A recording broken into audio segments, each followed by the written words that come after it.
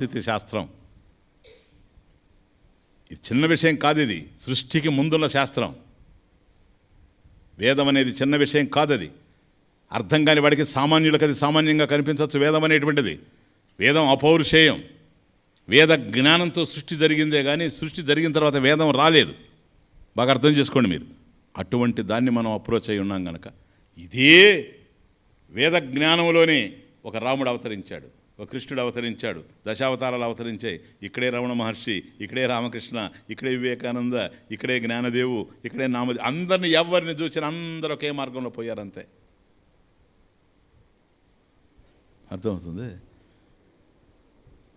Therefore శాస్త్రం మన దగ్గర ఉండేటప్పుడు చూడండి, దయకి వేదాంత వేదిభిః ప్రోక్త, ఇది ఆత్మవత్ సర్వభూతేషు.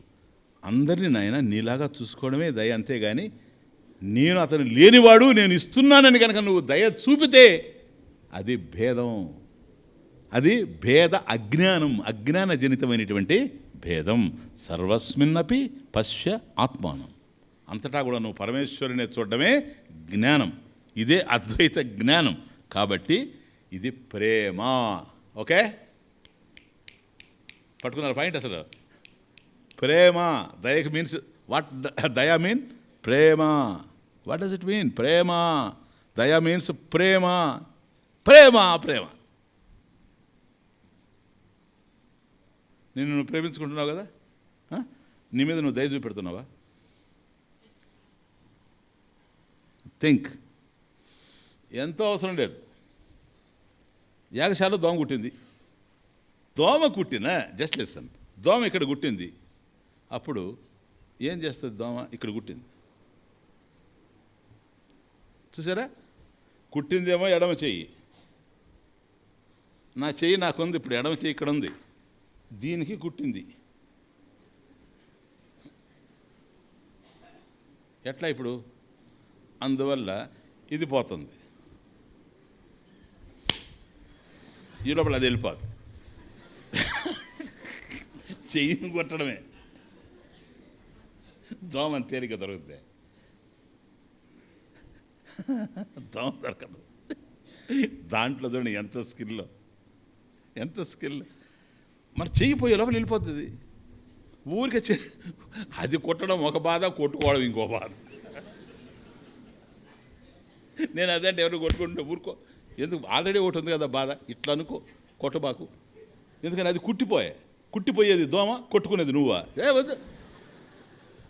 కారణం ఏంటి? దాంట్లో స్కిల్ ఉండలే, అది కూడా చూడాలా. నాకేంటంటే ఇప్పుడు మనం ఇప్పుడు చూడండి ఎంతమంది పెద్ద పెద్దవాళ్ళు, ఒకడు పోయి చంపేస్తున్నాడు, ఒకడు పోయి పొడి చేస్తున్నాడు, క్లియర్ చుట్టూ సెక్యూరిటీ ఉండరు, వాళ్ళు తప్పించుకోలేకపోతూ ఉండరు. దీని దుంపదగా దీనికి సెక్యూరిటీ లేదు, ఏమి లేదు ఆ దోమకి. దాన్ని కొట్టడం ఇంత చిన్నది. అది ఎందుకో తెలుసా? చీమల్లో బ్రహ్మలో దోమలో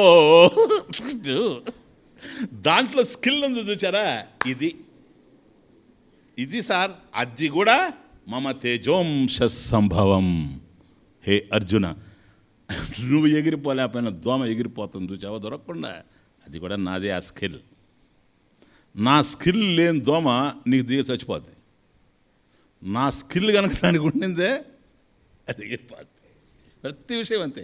భూతదయాం విస్తారయ నాయన కంక్లూడ్ చేస్తున్నా చూడు నాయన.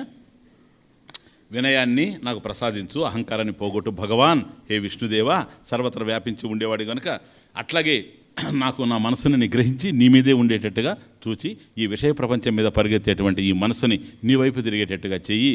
ఈ విషయ ప్రపంచ ఎండమావిని ఇంకిపోయేటట్టు చెయ్యి భగవాన్. ఇదంతా నా కృషితో సాధించలేకుండా ఉన్నాను, నీ కృప నాకు అవసరం. కాబట్టి భూతదయ. ఎందుకని? ఇది కూడా ప్రతిబంధకం కనుక. ఇతరుల మీద ఈర్షలు, అసూయలు, ద్వేషాలు, రాగద్వేషాలు ఇవన్నీ కనుక ఉంటే ఇవి జ్ఞానానికి ప్రతిబంధకంగా ఉంటాయి కనుక అట్లా కాకుండా ఆత్మవత్ సర్వభూతేషు, నన్ను నేను చూసుకున్నట్టుగా అందరినీ చూసుకుంటూ ఉంటే ఇది జ్ఞానానికి ప్రతిబంధకం కాకుండా ఉంటుంది. రేపు నేను కోరుకునే జ్ఞానం కూడా ఇదే కదా, అందరిలో నిన్నే దర్శించడం, అంతటా నీ ఒక్కడవే ఉన్నామని తెలుసుకోవడం. ఈ భేదాల వల్ల నేను అది చూడలేకుండా పోతానేమో. భూతదయం విస్తారయ, ఇది చేసి తారయ, నన్ను తరింపచేయి. దేని నుండి? సంసార సాగరత భవజలది.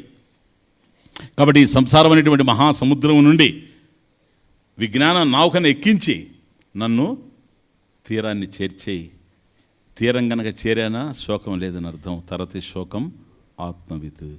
కాబట్టి శోకాన్ని దాటిపోతూ ఉండాడు గనక ఈ శోక సముద్రాన్ని దాటి సుఖానంద సాగరంలో నేను నిరంతరం కూడా ఓలలాడేటట్టుగా నన్ను ఆశీర్వదించు భగవాన్. భగవాన్ ఓకే. ఎందువల్ల నేనే దాటగలిగితే నిన్ను అడగను. అది దాటగలనో లేదో సంసారము, చేరగలనో లేదో నీ పాదము. దాటగలనో లేదో సంసారము, చేరగలనో లేదో నీ పాదము. అందువల్ల కారు తిమిరాల కడలి సుడులలో, కారు తిమిరాల కడలి సుడులలో, కనుమూసి తనువు తరలేలోగా. దాటగలనో లేదో సంసారము, చేరగలనో లేదో నీ పాదము. దాటగలనో లేదో సంసారము. అది కాబట్టి తారయ నన్ను దాటించు అని మనం కోరితే భగవంతుడు దాటిస్తాడా లేదా అని అడుగుతున్నాను నేను. చెప్పండి, దాటిస్తాడా లేదు? దాటించకపోతే దాటించు తారయ్య అని అడగడానికి మనమే పిచ్చోడమా? తప్పక దాటిస్తాడు. ప్రహ్లాదుని దాటించాడా? అంబరీషుని దాటించాడా? ధ్రువుని దాటించాడా? శబరిని దాటించాడా? ఇంతమందిని దాటించినవాడు గజేంద్రుని దాటించాడా? చెప్పండి. ఇంతమందిని దాటించినవాడు మిమ్మల్ని నన్ను దాటించడా? ఒక నది దగ్గర పడవ పెట్టుకొని ఉండేవాడు ఎవరు డబ్బిచ్చి దాంట్లో ఎక్కితే వాళ్ళని తీసుకెళ్ళి తీరాన్ని దించుతాడు కదా. అట్లాగే అందరినీ దాటించడానికి సిద్ధంగా ఉండేటువంటి వాడు కైవర్తక కేశవ దాటించడా మనల్ని? తప్పక దాటిస్తాడు. ఎప్పుడో తెలుసా? వాళ్ళని ఎందుకు దాటించాడో అది మనకు అర్థమైనప్పుడు, వాళ్ళు ఎలా ఉంటే దాటించాడో అది మనం తెలుసుకున్నప్పుడు, వాళ్ళు ఎలా జీవించారో అలా మనం జీవించినప్పుడు. అంతే, ఇంకేం లేదు, సింపుల్. వాళ్ళని తరింపజేసిన వాడు మనల్ని తరింపజేస్తాడు. కానీ మన దగ్గరికి రావడం లేదంటే కారణం ఏంటంటే వాళ్ళలాగా మనం లేం.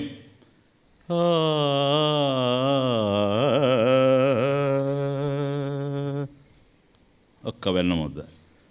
పెద్దల మార్గాన నడుతున్నయ్యా. ఇది చెప్పాలి భగవంతుడికి. మనం అందరం చెప్పుకోవాలి. ఒక వెన్నముద్ద పెట్టాలి, స్వీకరిస్తాడు.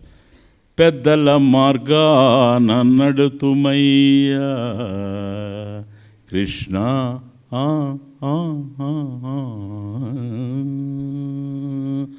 పెద్దల మార్గాన నడుతుమయ్యా. చిన్న బుద్ధులు పూర్తిగా విడుతుమయ్యా. పెద్దల మార్గాన నడుతుమయ్యా. చిన్న బుద్ధులు పూర్తిగా విడుతుమయ్యా. నోరార నిన్ను మేము పిలుతుమయ్యా. నీ అడుగుల కడ పడి ఉందు చిన్ని కృష్ణ, కృష్ణ.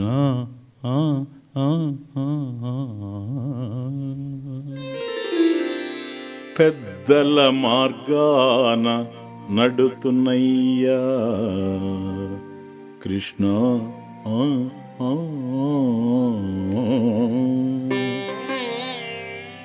పెద్దల మార్గాన నడుతున్నయ్యా. చిన్న బుద్ధులు పూర్తిగా విడుతున్నయ్యా. నోరార నిన్ను నేను పిలుతున్నయ్యా. నీ అడుగుల కడ పడి ఉందు చిన్ని కృష్ణ. కమాన్ రిపీట్. పెద్దల మార్గాన నడుతుమయ్యా.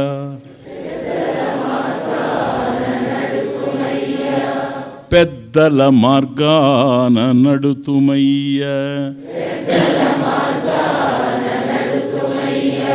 చిన్న బుద్ధులు పూర్తిగా విడుతుమయ్యా.